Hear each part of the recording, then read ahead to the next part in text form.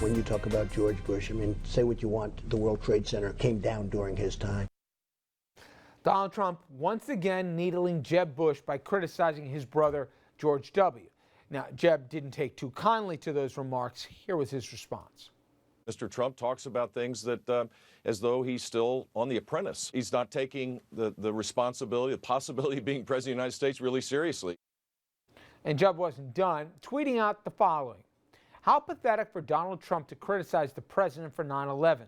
We were attacked, and my brother kept us safe. Now, critics refute that by pointing to the presidential daily briefing that came in August 6, 2001, a little bit more than a month before the attack, saying bin Laden set to strike in the U.S. Now, after that was declassified, the press had a field day at the time. So is Trump right on this one, or was it a cheap shot with some revisionist history? Let's bring in the table on this, and I'll start with you, Evan. You know, we were having this debate this morning, and you know, it was positioned to me, if the same exact thing with the same timeline happened and there was a President Obama, would people say, this happened on your watch, you, President Obama, should take responsibility for the attacks? Is it a cheap shot by Trump, or is he right that you're the commander-in-chief and it happened on your watch and you should bear some responsibility? In this instance, it's a cheap shot. Donald Trump is just Monday morning quarterbacking, and it's not something that's appropriate. He went even further, though, if you watch that interview and others he did, where he said if his immigration policy were impacted, it would not have happened. But it's sad news for Donald Trump. 15 out of the 19 hijackers were actually legally here in the United States, so I'm not entirely sure how his building a wall with Mexico would have and kept to him back. Evan's point, if you saw the whole thing, Donald Trump made very clear that if he was president, you know, at the same time as George W. was, the attacks would have been prevented had his policies been enacted. You don't think it's as much of a cheap shot, Andrew? I don't, actually. I think that the president bears responsibility for the attack that happened on his watch, and I also look at the second part of Jeb Bush's tweet where my brother kept us safe. But he didn't. He didn't keep us safe on 9/11. He didn't keep us safe by invading Iraq, and because Iraq begets ISIS, and ISIS is now this big threat that everybody's saying is a huge threat to the national security of the United States. But as I said this morning with you, keeping us safe. Okay, but as I said this morning with you, if you're going to blame the commander-in-chief because he or she was sitting in the Oval Office when it happened, then we should hold President Obama responsible for Newtown and the attacks on Sandy Hook. He was president when 20 children and 6 teachers were killed. I think there's a difference between an external attack on the United States versus an internal domestic incident like that. I think if you want to make the equivalent, and we just had in the last segment Benghazi, if you want to say that Obama's responsible for Benghazi, I'm with you on that. He is responsible for Benghazi. I'm not saying Benghazi is Obama's fault, and I'm not saying 9/11 is George Bush's fault, but they're both responsible for them. That's a tough burden to put on somebody. The president I'm not an apologist for George W. Bush, but he wasn't the first president. Nobody is. He's not responsible for what happened. The president on 9/11, and what Jeb Bush is referring to, because he clearly spelled it out in that second Republican debate.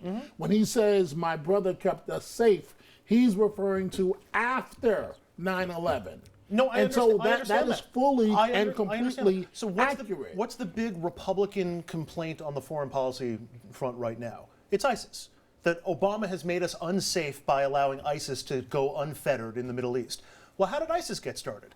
ISIS is the remnants of what fell apart from Iraq. How did Iraq fall apart? We invaded it. That's George W. Bush.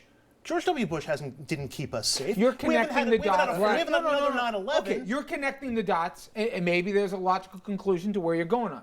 But I think the more visceral point that Trump was going after, and certainly which Jeb Bush took, was that on September 11th, 2011, when we were attacked, responsibility was at the door of the President of the United States, not just because he was sitting in the Oval Office, but because he was given a warning about 5 weeks earlier that, you know, in the memo, as I said, that was declassified, that said that they're determined to attack within U.S.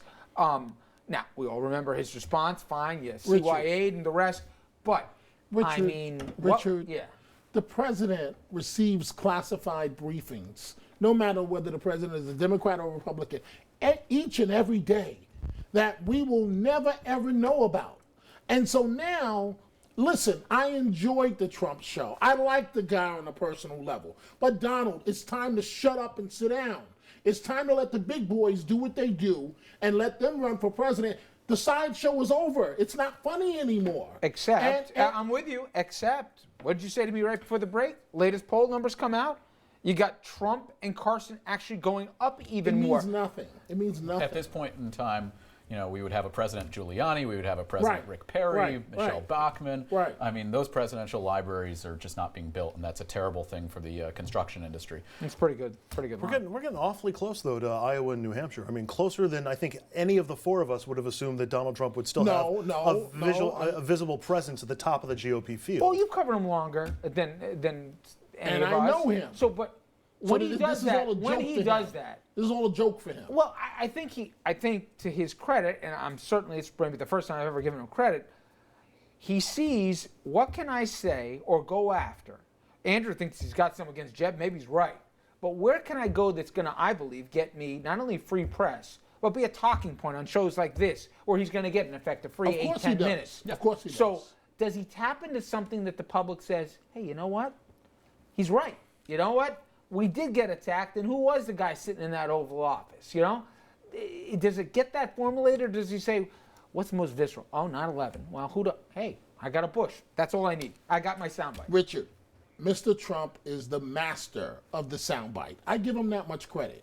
But I'm tired of the sideshow. The freak show is over now. I mean, it lasted. You got some good headlines. I contend one of the only reasons why he ran is because Obama embarrassed him at one of those comedy skits that the president does. And 1 year Obama showed the correspondence dinner. And Trump could not respond as Obama was attacking Everybody him had a good time with him, including Seth Meyers. But the show was over. I mean, come on.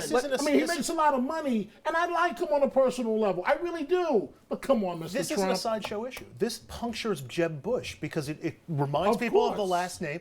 So it's not a sideshow if you're Jeb Bush. No, it may be for Donald Trump. I'm making the case that Donald Trump is a complete sideshow and a joke. Except this sideshow is bringing down the guy who everybody thought was going to be the Let's look at Donald Trump the past 10 years and the insane things he said, not even when he was running for president. He said that vaccines cause autism. President Obama is part of some sort of secret Kenyan Manchurian candidate plot. And Muslim, Yes, and I did find it funny that at the White House Correspondents' Dinner, where President Obama cracked a joke at Trump's expense, somebody had Trump sign a copy of President Obama's long-form birth certificate, and he had no idea what he was doing. And he's just trying to stay in the headlines because the longer he's taking the oxygen out of the room, the more chance Scott Walker and other candidates have already dropped out. This all begs the question, which we're going to get into on the other side of the break here. Trump says he's still in this thing for the long haul, and he's in it no matter what. He's in to win. But if you look at his history and his history of getting out when the going gets tough here, the question is it a matter of just when, not if, he says sayonara?